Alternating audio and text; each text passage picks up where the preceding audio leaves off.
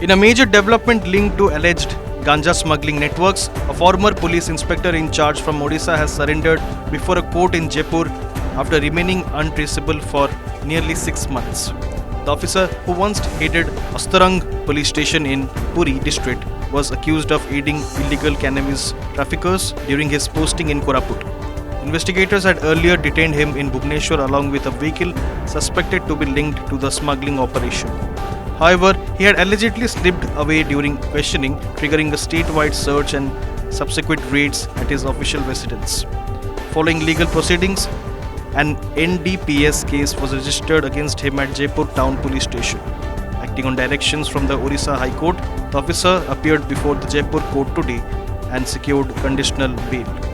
The court has mandated strict compliance, including attendance at hearings, full cooperation with investigators, and no contact with witnesses or co-accused. Authorities say the surrender marks a key step in the continuing probe into alleged links between law enforcement personnel and narcotics trafficking networks in the region. Jaipur town थाना PS case number 206/25 गोटे NDPS case विरोध होता आज high court रे माननीय अदालत गत किछि दिन तले आमर सौरी चंद्र महापात्र जे कि सीनियर एडवोकेट तागे मूव करथिले हाईकोर्ट रे एवं हाईकोर्ट उच्च न्यायालय ऑर्डर देइछन्ती